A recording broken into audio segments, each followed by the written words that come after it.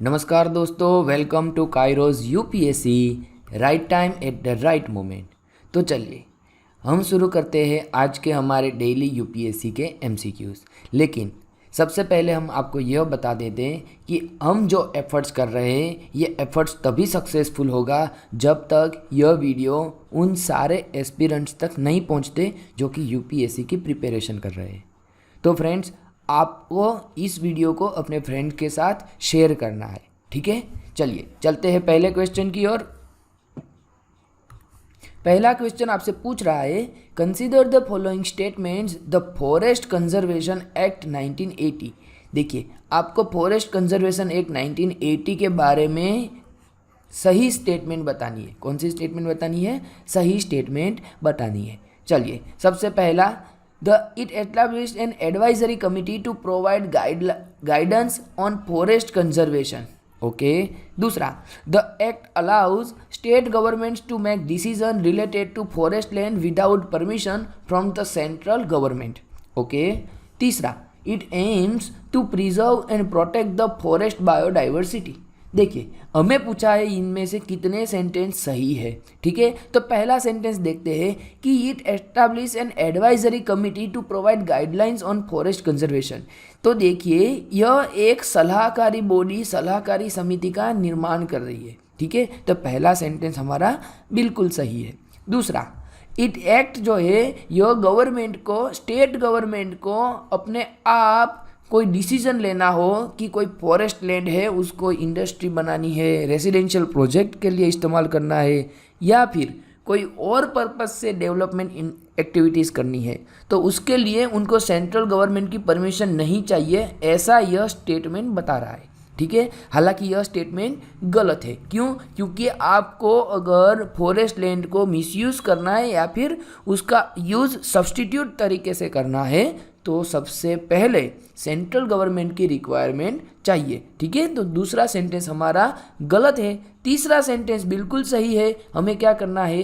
Forest biodiversity को protect करना है और प्रिजर्व करना है। तो यहाँ पे हमारे एक सेंटेंस गलत है और दो सेंटेंस सही है। तो हमारा सही आंसर हो जाएगा ऑप्शन डी, यानी कि ओनली 2, ठीक है। चलिए, यहाँ पे लिखा है कि इस क्वेश्चन का फिलहाल कंटेक्स्ट क्या है। तो आपको पता होगा कि अभी लोकसभा में एक फॉरेस्ट कंजर्वेशन एक्ट 1980 में अमेंडमेंट करने के तौर पे एक बिल आया था जो कि बता रहा था कि कंट्री के 100 किलोमीटर के आसपास के बॉर्डर जो है, हमारी जो कंट्री है, हमारी कंट्री के बॉर्डर के आसपास वाले जो 100 किलोमीटर्स है, वहाँ पे अगर हमें कुछ एक्टिविटी करनी है तो उसके लिए हमें कोई अलग से रिक्वायरमेंट नहीं चाहिए, ठीक है। वहाँ पे हमारी एक्टिविटी हम कर सकते हैं। हालांकि अगर हमें इस एक्ट के दौरान कुछ भी अगर हमें डेवलप करना हो तो हमें सेंट्रल गवर्नमेंट की परमिशन चाहिए ही चाहिए, ठीक है। यही है, क्योंकि यह जो एक्ट है, यह एक्ट बता रहा था कि हमारी डेवलपमेंट एक्टिविटी में बहुत ही ज़्यादा बम्पर यानी कि रोड़े अटका रहा था, ठीक है। तो उसको थोड़ा सा इजी करने की कोशिश किया गया है और साथ ही फॉरेस्ट की जो डेफिनेशन है, फॉरेस्ट के जो हमारे परसेंटेज ऑफ एरिया है उसको बढ़ाने की बात किया गई है, ठीक है। तो चलिए, ये था हमारा पहला एमसीक्यू। हम चलते हैं दूसरे की ओर। दूसरा एमसीक्यू आपको पूछ रहा है एक्रोस स्कीम के बारे में। किसके बारे में? एक्रोस स्कीम के बारे में, ठीक है। चलिए, और हाँ, आपको यहाँ पे बताना है इनकरेक्ट सेंटेंस। कौन से बताने हैं? इनकरेक्ट। सबसे पहला, it is an umbrella scheme that aim to improve agriculture supply chain. क्या यह स्कीम एग्रीकल्चर सप्लाई के लिए है? दूसरा, ये जो स्कीम है इसको ministry of agriculture and farmer welfare implement कर रहे हैं। तो भैया, यहाँ पे दोनों के दोनों आंसर, दोनों जो सेंटेंस है यह हमारे सही आंसर में आ जाएंगे, क्योंकि दोनों के दोनों कैसे है? गलत है। क्यों? क्योंकि जो यह एक्रो स्कीम है यह हमारे फोरकास्टिंग के रिलेटेड है। किसके रिलेटेड है? फोरकास्टिंग रिलेटेड है, ठीक है। अब फोरकास्टिंग रिलेटेड है जो कि मिनिस्ट्री ऑफ एग्रीकल्चर के अंडर में नहीं आता। किन के अंडर में नहीं आता है? मिनिस्ट्री ऑफ एग्रीकल्चर के अंदर में नहीं आता। ठीक है, तो इसीलिए हमारा ऑप्शन जो सी है, यह ऑप्शन सी हमारा सही आंसर हो जाएगा। चलिए अब देख लेते हैं थोड़ा बहुत इस स्कीम के बारे में। तो अभी क्या हुआ है, हमारी भारत सरकार ने उसको अप्रूव किया है और यह स्कीम जो है यह वेदर और क्लाइमेट रिसर्च के लिए एक फोरकास्टिंग की और वेदर और क्लाइमेट फोरकास्टिंग की तरह काम करेगी।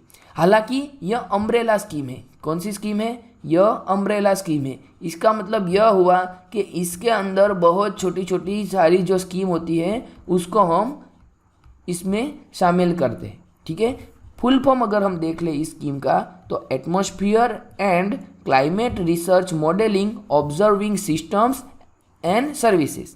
ठीक है, अब यह जो स्कीम है, यह स्कीम पता चल गया आपको कि क्लाइमेट फोरकास्टिंग के बारे में है। ठीक है, अब इसके अंदर जो भी आपकी सब स्कीम है उनका नाम भी एक बार आप देख लो। सबसे पहला है monsoon convection, cloud and climate change, high performance computing system, monsoon mission, atmospheric observation network, weather and climate services, upgradation of forest system और commissioning of polarimetric Doppler weather radars. ठीक है, यह जो स्कीम है, यह स्कीम के लिए सबसे महत्वपूर्ण जो कोई बात होती तो यह है मिनिस्ट्री ऑफ अर्थ साइंस के द्वारा इम्प्लीमेंट किया जाता है। याद रखना, यह एग्रीकल्चर मिनिस्ट्री नहीं है। कौन सी है मिनिस्ट्री? अर्थ साइंस है। ठीक है, और इनको इम्प्लीमेंट कर रहे हैं वह 4 इंस्टीट्यूट के द्वारा मिलके। कौन सी? तो सबसे पहली है इंडिया मेट्रोलॉजिकल डिपार्टमेंट यानी कि IMD, दूसरा है national centre for medium range weather forecasting यानी कि NCMRFWF, और उसके बाद तीसरा है Indian institute of tropical meteorology IITM, जो कि कहाँ पे आया है? जी हाँ, यह आया है हमारे पुणे में। चौथा है Indian national centre for ocean information services यानी कि इनकोइस। ठीक है, चलिए आप मुझे बताइए कि यह जो इनकोइस है यह कहाँ पे आया है। चलिए आपको बताना है इनकोइस कहाँ पे आया है। ठीक है, चलते हैं हमारे अगले क्वेश्चन की ओर। अगला क्वेश्चन आपके सामने है और आपको पूछ रहा है Which institution released a consultation paper to implement regulatory sandbox within the realm of digital communication? चलिए, डिजिटल कम्युनिकेशन के बारे में किन्होंने सैंडबॉक्स का निर्माण किया है और वो इम्प्लीमेंट कर रहे हैं। ठीक है, देखिए सैंडबॉक्स क्या होता है? एक ऐसा बॉक्स होता है, उस बॉक्स में क्या होता है? सैंड होता है। ठीक है, अब आप इसमें कुछ भी प्रैक्टिस कर सकते हो और कुछ भी प्रैक्टिस करने से किसी को भी कोई लॉस नहीं हो सकता है। क्यों? क्योंकि अगर आपने इसका लेवल बिगाड़ दिया तो फिर से आप इसको यहाँ पे जो सैंड होती है उसको लेवल कर सकते हो। ठीक है, चाहे आप इसमें कबड्डी खेल सकते हो, खो खो खेल सकते हो, लंबी कूद खेल सकते हो, ऊंची वाली कूद खेल सकते हो, जो कुछ भी खेल सकते हो। लेकिन अगर आपने किसी और जगह प्रैक्टिस किया तो फिर वहाँ पे टेम्पररी या परमानेंट लॉस या नुकसान हो सकता है। तो ऐसी ही एक प्लेटफॉर्म बनाने की बात आती है जबकि हमें कुछ परफॉर्म करना हो। मान लीजिए मैंने कोई एप्लीकेशन बनाई जो कि डिजिटल कम्युनिकेशन के रिगार्डिंग काम कर रही है, तो मुझे उसका परीक्षण करना पड़ेगा, मुझे उसको पहले डेमो देना पड़ेगा। ठीक है, तो यह डेमो इसका मैं टेम्पररी जो ट्रायल है वो कहाँ पे कर सकता हूँ? वो मैं कर सकता हूँ किसी भी सैंडबॉक्स में। तो जो फिलहाल डिजिटल कम्युनिकेशन के लिए सैंडबॉक्स बनाया है यह किन्होंने बनाया है? क्या नास्कॉम ने बनाया है, सीडेक ने बनाया है, ट्राई ने बनाया है या फिर RBI ने बनाया है? चलिए आपको बताना है कि इन चारों में से किन्होंने बनाया है। तो सही आंसर है इसका ऑप्शन सी, यानी कि इनको बनाया है ट्राई के द्वारा। ठीक है, अब देख लेते हैं कि फिलहाल क्या हुआ है। देखिए जो हमारी ट्राई है, ट्राई यानी कि telecom regulatory authority of India, इन्होंने रिसेंटली एक कंसल्टेशन पेपर रिलीज़ किया है जो कि एनकरेज कर रहा है हमारे technologies, services, use cases and business models through regulatory sandbox in digital communication sector के लिए। ठीक है, चलिए आप मुझे बताइए ट्राई जो है, चलिए आप मुझे बताइए यह जो ट्राई है यह क्या कॉन्स्टिट्यूशनल बॉडी है क्या? ठीक है, यह आपको मुझे बताना है। अगर कॉन्स्टिट्यूशनल बॉडी है तो कौन से आर्टिकल के अंतर्गत है? कौन से आर्टिकल के अंतर्गत है, और अगर ये कॉन्स्टिट्यूशनल बॉडी नहीं है तो यह कैसी बॉडी है? क्या यह स्टेच्यूटरी है या फिर एग्जीक्यूटिव है? अगर स्टेच्यूटरी है तो कौन से एक्ट के थ्रू बनाया हुआ है, कौन सी साल में, विच ईयर? ठीक है, इतना आपको बताना है। हम चलते हैं हमारे अगले क्वेश्चन की ओर। चलिए, आपको बताना है consider the following statement. 2 sentence दिए हैं, उनमें से कौन सा करेक्ट है यह बताना है। पहला, the article 105 of the constitution mention 2 parliamentary privileges, that is freedom of speech in parliament and right of publication of its proceeding. चलिए, यह बात तो सही है, बिल्कुल सही है।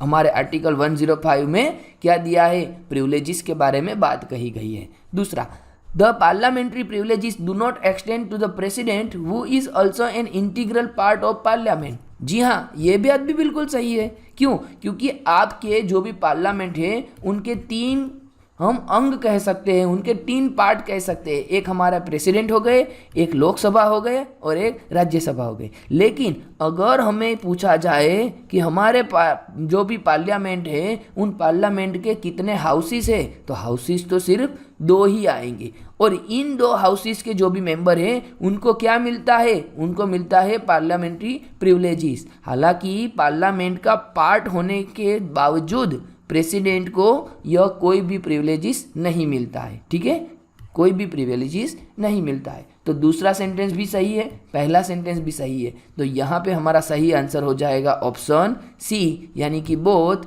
1 and 2 इज करेक्ट। ठीक है, अब देख लेते हैं कि यह करंट में क्यों था। तो आपको पता होगा कि राज्यसभा में अभी क्या हुआ था कि 12 ऑपोजिशन के एमपीज के खिलाफ breach of privileges motion pass हुआ था। ठीक है, तो उसके रिगार्डिंग यह करंट में था। आपको पता होना चाहिए कि इसका मतलब क्या होता है और यह कौन से आर्टिकल के अंतर्गत आता है। चलिए, चलते हैं हमारे दूसरे क्वेश्चन की ओर। दूसरा क्वेश्चन उसके बाद हमें बता रहा है, which Indian state recently announce, किन्होंने अभी अनाउंस किया था मैंग्रोव शेल को निर्माण करने के बारे में। चलिए, आपको बताना है कि मैंग्रोव शेल को, मैंग्रोव फॉरेस्ट कंजर्वेशन के लिए कौन से स्टेट ने निर्माण करने की बात किया था। ठीक है, तो यह वेस्ट बंगाल है, ओडिशा है, महाराष्ट्र है या फिर गुजरात है। देखिए, आपको जो भी यहाँ पे हमारा जो भी कोस्ट है, यह कोस्ट में जो भी बॉर्डर पे हमारे कंट्री आते हैं, सॉरी स्टेट आते हैं, उन्हीं का नाम दिया है। 2 यहाँ से दिया है और 2 यहाँ से दिया है। यहाँ पे गुजरात है, यहाँ पे महाराष्ट्र है, यहाँ पे ओडिशा है और यहाँ पे वेस्ट बंगाल है। तो सही आंसर है इसका ऑप्शन ए, उसका मतलब होता है वेस्ट बंगाल। ठीक है, हाँ। देखिए, अब हमने कल के वीडियो में जो भी हमारे मैंग्रोव है उन मैंग्रोव के बारे में हमने बहुत ही अच्छे से पढ़ लिया है। ठीक है, तो हम उसको यहाँ पे रिपीट नहीं करेंगे। अगर आपने कल का वीडियो नहीं देखा है तो एक बार आप उस वीडियो को देख सकते हो। ठीक है, आपको सिर्फ इतना करना है, डे 43 यूपीएससी एमसीक्यू। ठीक है, चलिए हम चलते हैं हमारे अगले पोर्शन की ओर। उससे पहले हम देख लेते हैं कि भारत में कहाँ कहाँ मैंग्रोव मिलते हैं।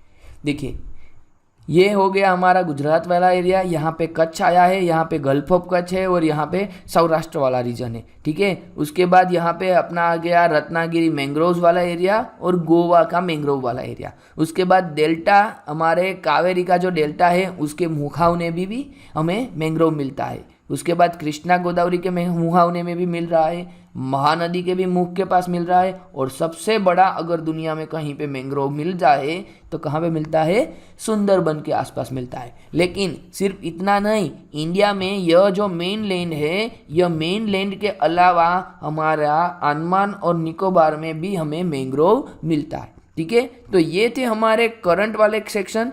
अब हम चलते हैं हमारे स्टैटिक वाले क्वेश्चन। ठीक है, चलिए सबसे पहला स्टैटिक का क्वेश्चन आपको पूछ रहा है क्लाइमेट एक्शन ट्रैकर के बारे में। आपको बताना है क्लाइमेट एक्शन ट्रैकर जो कि मॉनिटर कर रहा है किनको? एमिशन रिडक्शन को अलग अलग कंट्री के प्लेजेस के बारे में। मतलब मान लो कि एक ऐसा क्लाइमेट एक्शन ट्रैकर जो है यह क्या कर रहा है? वो मॉनिटर कर रहा है कि जिन जिन देशों ने एमिशन रिडक्शन के बारे में प्लेज किया था कि भैया हम आने वाले टाइम में इतना रिडक्शन कर देंगे, तो उसके ऊपर क्लाइमेट एक्शन टेकर किया है। यह क्या है? तो सबसे पहला ऑप्शन है database created by coalition of research organisation, wing of international panel for climate change है। तीसरा ऑप्शन कमिटी है जो कि आपके UNFCCC के अंतर्गत है। और चौथा ऑप्शन है एजेंसी है जो कि प्रोमोटेड और फाइनेंस बाय UNEP और वर्ल्ड बैंक। ठीक है, तो पहला पूछ रहा है आपको UNEP और वर्ल्ड बैंक के द्वारा मिली हुई, प्रमोटेड हुई और फाइनेंस वाली कोई कमिटी है। दूसरा पूछ रहा है आपको कि UNFCCC के अंतर्गत कोई कमिटी बनी हुई है। उसके बाद पूछ रहा है यह IPCC के अंतर्गत कोई बनी है, या फिर यह एक database created by coalition for research organisation है। तो सही आंसर हमारा आ जाएगा ऑप्शन ए। ठीक, जी हाँ, ऑप्शन ए हमारा सही आंसर आएगा। चलिए चलते हैं अगले क्वेश्चन की ओर। अगला क्वेश्चन आपको पूछ रहा है, बहुत ही मज़ेदार और बहुत ही डीप नॉलेज देके जाएगा। साथ ही साथ यह क्वेश्चन आपको आने वाले टाइम में UPSC की प्रिपरेशन के दौरान साइंस एंड टेक और करंट अफेयर्स दोनों को एक साथ मिला के किस हिसाब से आपको प्रिपरेशन करना है उनके बारे में भी बताएगा। देखिए, सबसे पहले हम देखते हैं कि यहाँ पे क्या पूछा है। यहाँ पे पूछा है वैक्सीन और उनके मैन्युफैक्चरर्स के बारे में जो कि कोविड-19 के रिलेटेड है। ठीक है, और आपको बताना है करेक्ट सेंटेंस। तो सबसे पहला, the serum institute of India produce covid vaccine name Covishield. क्या नाम लिखा है? कोविशील्ड। ठीक है, और यह कोविशील्ड जो है उसको उसको बनाया गया था mRNA प्लेटफॉर्म के थ्रू। दूसरा सेंटेंस, स्पुतनिक वी, अब ये कहाँ से, कौन से देश का है? देखिए, यह जो था कोविशील्ड था हमारे इंडिया में मैन्युफैक्चरिंग हुआ। ठीक है, स्पुतनिक जो था यह था रूस में मैन्युफैक्चरिंग हुआ। ठीक है, इसको मैन्युफैक्चर किया था वेक्टर बेस प्लेटफॉर्म के द्वारा। किनके द्वारा? वेक्टर बेस प्लेटफॉर्म के द्वारा। और तीसरा सेंटेंस, कोवैक्सीन, जो कि कहाँ पे बनाई हुई है? यह भी बनाई है हमारे ही देश में। ठीक है, उसको बनाया है इनएक्टिवेटेड पैथोजन बेस्ड वैक्सीन। तो आपको बताना है कौन से सेंटेंस यहाँ पे सही है। तो देखिए, सबसे पहला सेंटेंस जो mRNA प्लेटफॉर्म की बात कर रहा है यह गलत है। क्यों? क्योंकि जो सीरम इंस्टीट्यूट जो हमारे इंडिया में है, ठीक है, और यह इंस्टीट्यूट ने वेक्टर बेस्ड प्लेटफॉर्म का यूज़ करके कोविशील्ड बनाया है। ठीक है, तो पहला सेंटेंस हमारा गलत हो जाएगा। अब जैसे ही पहला गलत हुआ हम पहला काट देते हैं। देखिए, आपको मिल गया ऑटोमेटिक आंसर ऑप्शन बी। 2 और 3 नंबर का जो सेंटेंस है यह बिल्कुल सही है। ठीक है, तो हमारा सही आंसर हो जाएगा ऑप्शन बी। चलिए नेक्स्ट चलते हैं। With reference to Indian history, who is the following were known as कुल्हादरान। क्या पूछा है? कुल्हादरान कौन थे? क्या यह अरब के मर्चेंट थे, क्या कलंदर्स थे, या पर्शियन कैलीग्राफिस्ट थे, या फिर सैयद थे? ठीक है, चलिए, तो यहाँ पे आपका कोई भी नॉलेज काम नहीं आएगा सिवा कि आपने इनको रेगुलर आपकी NCERTs में या फिर आपकी रेगुलर बुक्स में नहीं पढ़ा हो। ठीक है, तो यहाँ पे बता दूँ सही आंसर आएगा ऑप्शन डी, जो कुल्हादरान था वो ही सैयदियस थे। ठीक है, तो सही आंसर होगा ऑप्शन डी। चलिए चलते हैं हम अपने अगले क्वेश्चन की ओर। आपको बताना है हिस्ट्री के कंटेक्स्ट में कि जो भी हिस्टोरिकल पर्सन थे वो किन के लिए जाने जाते थे। ठीक है, और उनमें से कितनी पेयर ऐसी है जो कि सही है, करेक्टली मैच पूछा है। चलिए, पहला आर्यदेव जैन स्कॉलर थे, दूसरा दिगंग जो कि बुद्धिस्ट स्कॉलर थे, और तीसरा नथु मुनि जो कि वैष्णव स्कॉलर थे। देखिए, यह हिस्ट्री जब भी UPSC हिस्ट्री में क्वेश्चन पूछती है तो यह होते हैं हिट एंड मिस। कैसे होते हैं? हिट और मिस। मतलब कि आपको हिस्ट्री में वास्ट नॉलेज चाहिए, वास्ट नॉलेज और वास्ट रीडिंग नहीं होगा तो आप हिस्ट्री के क्वेश्चन नहीं कर पाएंगे। ठीक है, यहाँ पे बता दूं कि पहला सेंटेंस गलत है, पहली जोड़ी गलत है, दूसरी और तीसरी सही है। नाथु मुनि जो थे वो वैष्णव स्कॉलर थे, दिगांग जो थे वो बुद्धिस्ट स्कॉलर थे, और आर्यदेव जो थे वो जैन नहीं, वो भी बुद्धिस्ट ही स्कॉलर थे। ठीक है, तो पहला गलत है, दो हमारी पेयर जो है वो सही है, तो इसी वजह से हमारा सही आंसर हो जाएगा option C, only 2 pair is correct. क्या होगा ऑप्शन सी। चलिए चलते हैं हम हमारे आज के आखिरी क्वेश्चन की ओर। आपको बताना इनमें से कौन से जैन के टेक्स्ट है। ठीक है, पहला नेति प्रकरण, पहला, दूसरा परिशिष्ट पर्व, दूसरा, तीसरा बता रहा है अवदान सटका, क्या बोल रहा है, अवदान सटका, चौथा बोल रहा है त्रिषष्टि सलक्षणा महापुराणा।